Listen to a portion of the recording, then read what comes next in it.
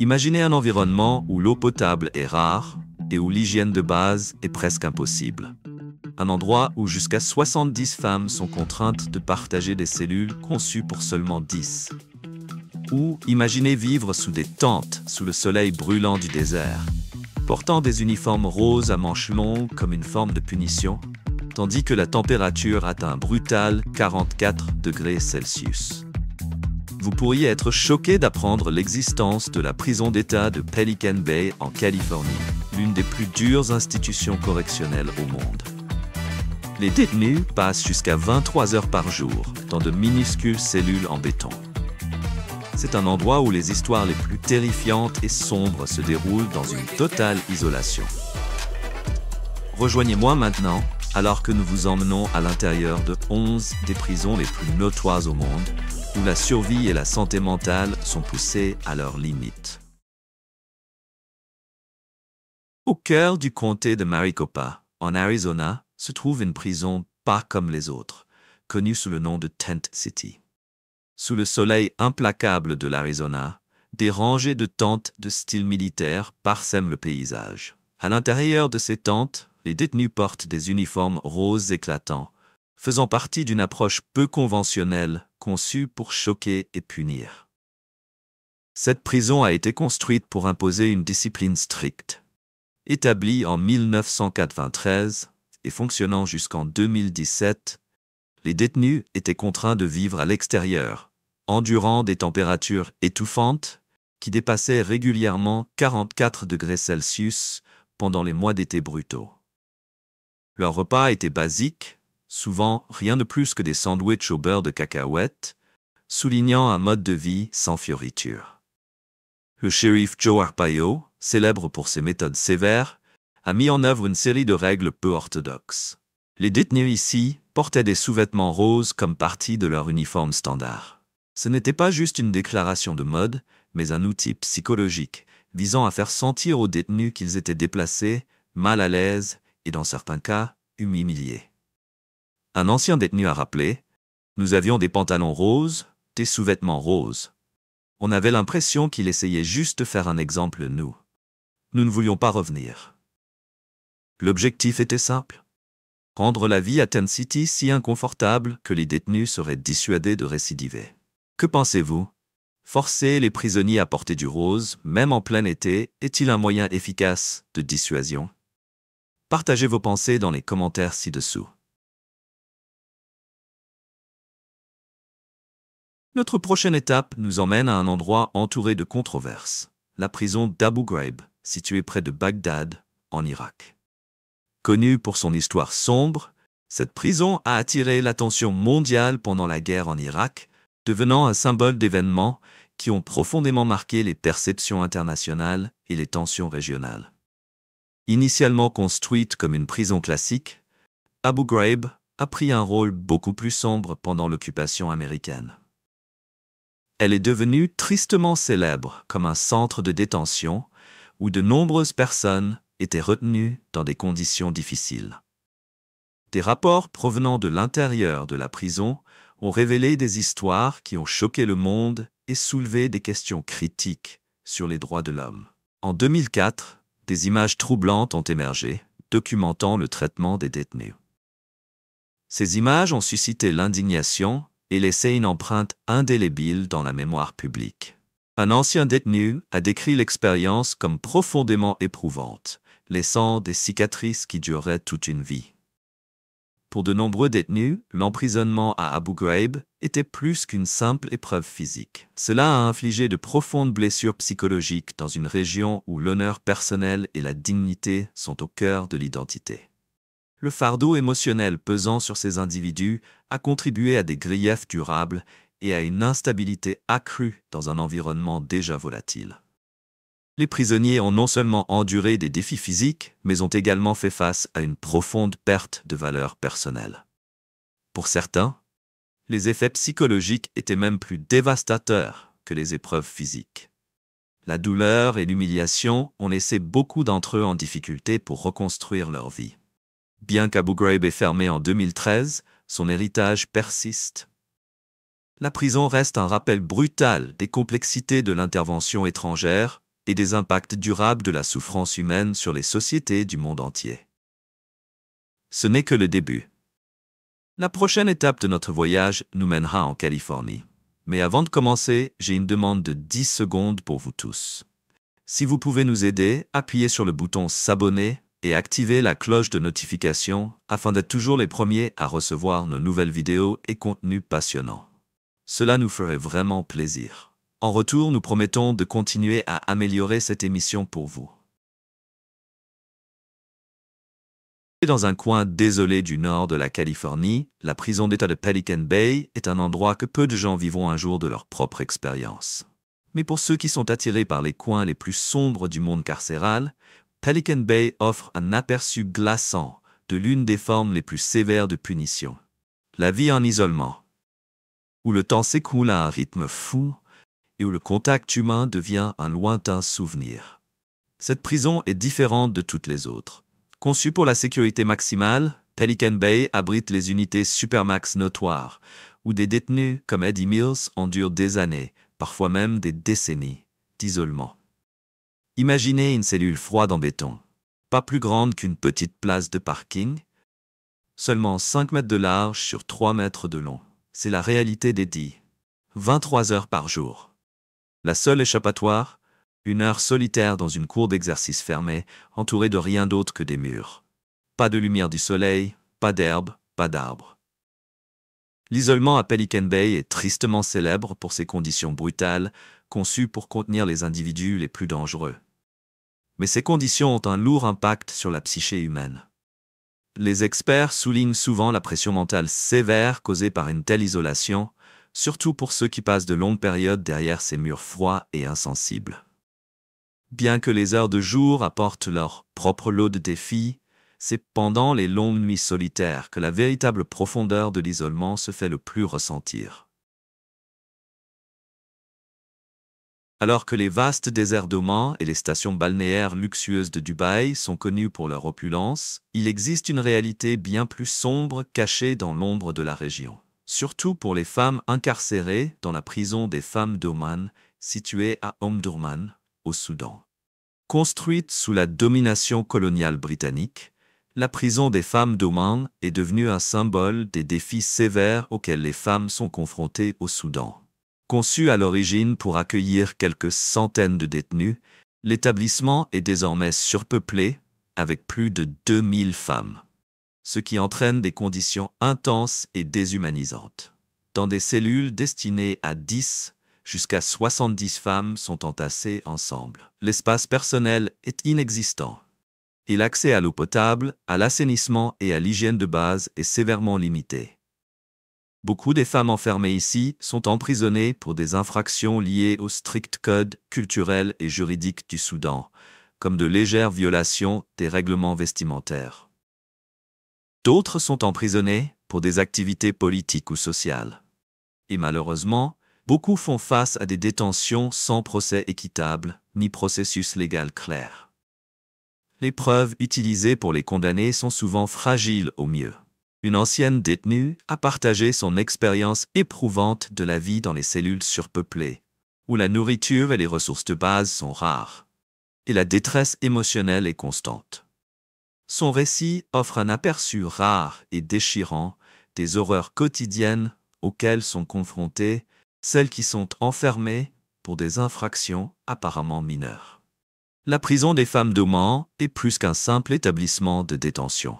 Elle représente une illustration frappante des luttes sociétales plus larges que les femmes soudanaises endurent. Les systèmes sociaux et juridiques du pays placent souvent les femmes dans une lutte acharnée pour leurs droits. Et les femmes de la prison d'Oman sont des exemples vivants de ces problèmes systémiques. Que pensez-vous des conditions auxquelles ces femmes sont confrontées? Est-il justifié d'emprisonner quelqu'un pour une infraction mineure? Partagez vos pensées dans les commentaires ci-dessous. Au-delà de la célèbre Grande Muraille et des vises animées de la Chine, se cache une réalité cachée et plus sombre. Au cœur de cette vaste nation se trouve la prison des femmes de Hongjiang, un établissement connu pour son contrôle strict et les défis troublants auxquels sont confrontées celles qui y sont enfermées. La prison des femmes de Hongjiang a été établie à l'origine avec l'intention d'accueillir des détenus et, sur le papier, de les réhabiliter.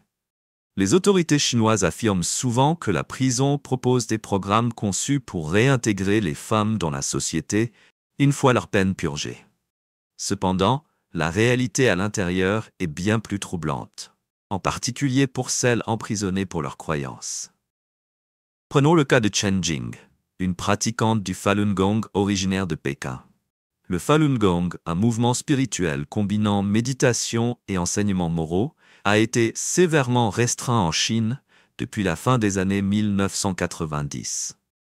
Le dévouement de Chen à cette pratique l'a mise en conflit direct avec les autorités. En 2001, elle a été condamnée à 5 ans à la prison des femmes de Hongjiang. Au cours de son séjour là-bas, Chen a décrit des conditions difficiles, y compris des positions physiques forcées, qui causaient une extrême gêne et un accès limité aux besoins fondamentaux. En 2003, elle et d'autres pratiquantes du Falun Gong ont subi un traitement encore pire. Elles ont enduré des environnements durs, avec un froid glacial, et ont été privées de confort de base. Tout cela à cause de leurs croyances inébranlables. Bien que le gouvernement chinois promeuve Hongjiang comme un lieu axé sur la réhabilitation, de nombreux rapports brossent un tableau différent. À l'intérieur, les femmes subissent des privations de sommeil, des tensions physiques et un sentiment écrasant d'inconfort. Ces témoignages révèlent une réalité sombre qui contredit le récit officiel. Notre voyage nous mène à l'un des coins les plus infâmes et cachés d'Europe. La prison de Fleury-Mérogis, la plus grande d'Europe. Située juste à l'extérieur de Paris, dans la banlieue tranquille de Fleury-Mérogis, cette immense installation est loin du glamour et de la sophistication généralement associés à la France. Fleury-Mérogis abrite plus de 4000 détenus, bien au-delà de sa capacité prévue. Conçue à l'origine pour accueillir environ 3000 prisonniers, elle fonctionne désormais à 143% de sa capacité, créant un environnement chaotique et tendu. Pour ceux qui s'interrogent sur les réalités de la vie derrière les barreaux, cette surpopulation introduit des défis uniques, souvent brutaux. La prison est connue non seulement pour sa taille, mais aussi pour les conditions difficiles qui accompagnent cette surpopulation, où l'espace est rare et les besoins de base deviennent difficiles à gérer. À l'approche de la prison, la première chose qui frappe est son design intimidant, semblable à une forteresse. Des murs hauts, des clôtures et des couches de sécurité montrent jusqu'où les autorités vont pour garder les prisonniers sous contrôle. L'extérieur montre des signes d'âge, ajoutant à la sensation de délabrement et d'isolement de la prison. Fleury-Mérogis abrite certains des détenus les plus notoires de France. Parmi eux se trouve Salah Abdeslam, une figure clé des attentats de Paris en novembre 2015 et des attentats de Bruxelles en 2016. Sa présence ici est un rappel frappant des criminels de haut profil enfermés dans ces murs, des individus dont les actions ont laissé une marque permanente sur le pays. Mais la vie à l'intérieur de Fleury-Mérogis ne se résume pas seulement à des noms, c'est une question de survie. La surpopulation présente des luttes quotidiennes. Des cellules conçues pour 1 ou 2 personnes sont souvent partagées par 3 ou plus, ce qui met à rude épreuve les ressources de base comme l'hygiène, l'espace et la vie privée. Les détenus ont du mal à naviguer dans ces conditions, et l'accès à des activités récréatives ou sociales est extrêmement limité, rendant la vie encore plus difficile pour ceux qui sont coincés dans ce cauchemar surpeuplé. Malgré ces réalités difficiles, Fleury-Mérogis reflète également les efforts de la France pour réhabiliter ses prisonniers. Bien que des figures de haut profil, comme Abdeslam, puissent rester en isolement, d'autres détenus ont accès à des programmes visant à les réintégrer dans la société. Des opportunités éducatives, de formation professionnelle et de counseling sont disponibles, bien que beaucoup soutiennent que les conditions de surpopulation limitent sévèrement l'efficacité de ces efforts de réhabilitation. La Colombie, connue pour sa culture vibrante, ses paysages époustouflants et son histoire complexe, cache également une sombre réalité derrière sa beauté. La prison de la Modelo, située à Bogota, offre un aperçu rare d'un monde que la plupart des Colombiens, et même le monde extérieur, voient rarement. La Modelo est l'une des prisons les plus notoires d'Amérique latine, et elle dépeint une image troublante des problèmes sociétaux plus profonds du pays. À quelques pas des rues animées de Bogota, cet établissement révèle le côté sombre d'un système où l'ordre et le contrôle s'effondrent souvent, laissant les détenus se débrouiller seuls. Marcher à travers les couloirs surpeuplés et faiblement éclairés de la Modelo, c'est comme entrer dans un monde différent, un endroit où la taille de votre portefeuille et non la loi détermine votre sort. Un détenu l'a exprimé sans détour. Parce que nous sommes pauvres, nous n'avons pas d'argent. Cette déclaration met en lumière la réalité sombre de la vie à l'intérieur, où les prisonniers doivent souvent payer juste pour obtenir un endroit où dormir. À la Modelo, le traitement que vous recevez dépend de votre situation financière. Ceux qui ont de l'argent peuvent acheter de la meilleure nourriture, des conditions de vie plus confortables et parfois même un traitement de faveur de la part des gardiens. Mais pour le reste, c'est une autre histoire. Beaucoup sont contraints de vivre dans des conditions étouffantes et exiguës. Certaines cellules ne mesurent pas plus d'1 mètre de large, avec peu ou pas de ventilation et une chaleur écrasante. L'air est lourd, l'espace est minimal, et pourtant, les détenus doivent payer juste pour revendiquer un lit dans ces conditions difficiles. Nous payons un loyer ici, dit un détenu, décrivant la réalité troublante à laquelle beaucoup font face. Cependant, pour ceux qui peuvent se le permettre, la vie peut être un peu plus supportable. Certains détenus vont même jusqu'à créer des tunnels ou des chemins de fortune pour échapper à la surpopulation, cherchant un soulagement temporaire de leur environnement claustrophobe. Pendant ce temps, d'autres, avec plus d'argent, bénéficient d'une meilleure vie privée, de plus d'espace et d'une vie légèrement plus confortable derrière les barreaux. En ce qui concerne le rôle des autorités pénitentiaires, de nombreux détenus rapportent peu d'intervention. La responsabilité de la survie incombe souvent entièrement aux détenus eux-mêmes, les laissant gérer leur lutte quotidienne sans beaucoup d'aide des gardiens ou des responsables. Ensuite, nous nous déplaçons vers la prison des femmes de Chikurubi au Zimbabwe, un établissement qui a attiré l'attention internationale pour toutes les mauvaises raisons. Et ce que vous allez entendre est profondément troublant. Imaginez être confiné dans une pièce exiguë avec 25 autres femmes, toutes partageant un espace à peine plus grand qu'un salon typique. La surpopulation et le manque de ventilation rendent la vie quotidienne insupportable. Ces conditions difficiles sont aggravées par de graves problèmes d'assainissement, laissant les détenus dans un inconfort constant. L'un des problèmes les plus critiques à Chikurubi est le manque de soins médicaux appropriés. Les défis économiques persistants du Zimbabwe ont gravement affecté les soins de santé, et les prisonniers en subissent les conséquences. En 2024, environ 12% de la population adulte du Zimbabwe vit avec des problèmes de santé comme le VIH-Sida. Les prisonniers reçoivent souvent peu d'attention médicale et beaucoup restent sans traitement. L'eau potable est une autre préoccupation majeure. L'eau à boire est limitée et le système de drainage de la prison est souvent cassé, ce qui entraîne des conditions insalubres. Avec une plomberie défectueuse et pas d'eau potable, la vie à l'intérieur est encore plus difficile pour les femmes. La nourriture est également rare, et de nombreuses détenues affirment que les repas fournis sont souvent insuffisants. Parfois, la qualité de la nourriture est si mauvaise que certaines détenues doivent compter sur leur famille ou des sponsors pour obtenir une nutrition supplémentaire. Bien que le gouvernement ait promis des améliorations, la situation reste largement inchangée.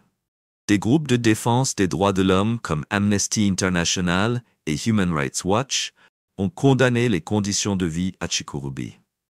Ils continuent de faire pression sur le gouvernement pour qu'il s'attaque à ces problèmes. Mais jusqu'à présent, les actions significatives ont été lentes, laissant les prisonniers souffrir. La prison de Changi, située au cœur de Singapour, est l'une des institutions les plus historiquement significatives d'Asie du Sud-Est. Construite en 1936 par le gouvernement colonial britannique, elle a été conçue à l'origine pour accueillir un nombre croissant de prisonniers, alors que Singapour se développait rapidement à cette époque. Cependant, le rôle de Changi a radicalement changé pendant la Seconde Guerre mondiale. Des milliers de soldats alliés y ont été détenus, poussant la prison bien au-delà de sa capacité d'origine et marquant une période sombre de son histoire. Tout au long des années 50 et 60, pendant la reconstruction post-guerre de Singapour, Changi est resté une partie clé du système pénitentiaire du pays. Les détenus travaillaient souvent dans des secteurs tels que l'agriculture et la construction dans le cadre de leurs efforts de réhabilitation, contribuant au développement de la nation. Aujourd'hui, la prison de Changi est un pilier du système de justice pénale de Singapour, connu pour sa discipline stricte et sa structure rigide, reflétant la position ferme du pays sur la loi et l'ordre. L'établissement comprend également des programmes de réhabilitation conçus pour aider à réintégrer les détenus dans la société. En 2022, le complexe pénitentiaire de Changi s'est agrandi, accueillant désormais jusqu'à 23 000 détenus. Cette installation moderne est un témoignage de l'approche évolutive de Singapour en matière d'incarcération, axée non seulement sur la discipline, mais aussi sur la réduction de la récidive grâce à divers programmes éducatifs et professionnels.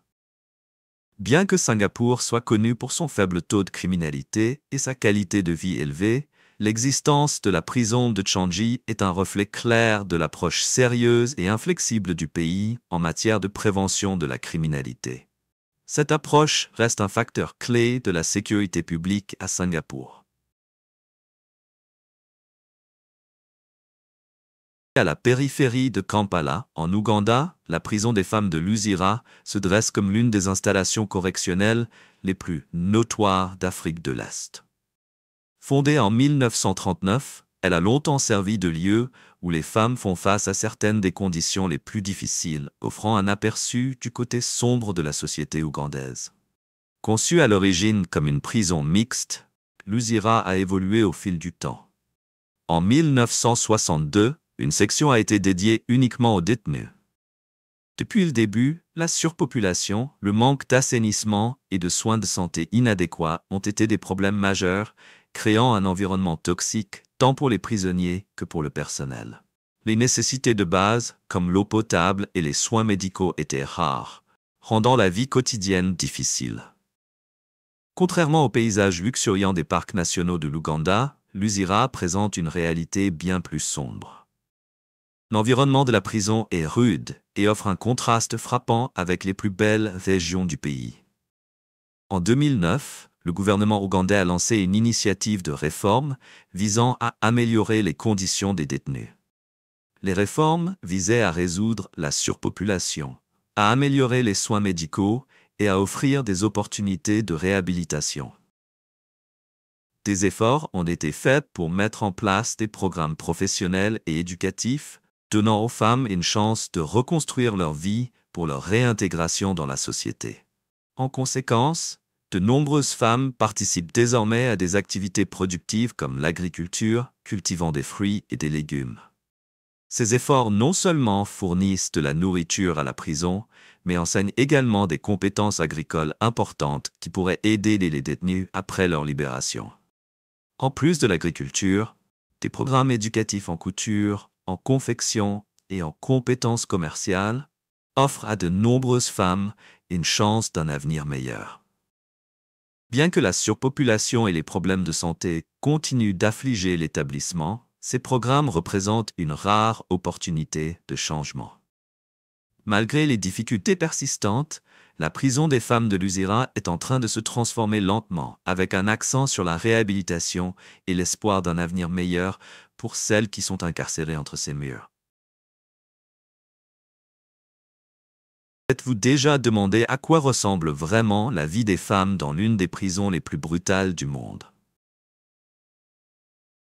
Bienvenue à la prison des femmes d'Al-Konata, nichée dans une région désertique désolée d'Égypte.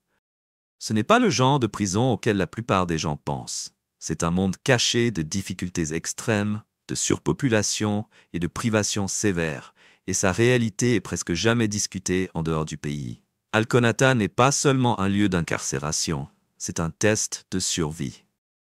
Les femmes ici ne purgent pas seulement des peines.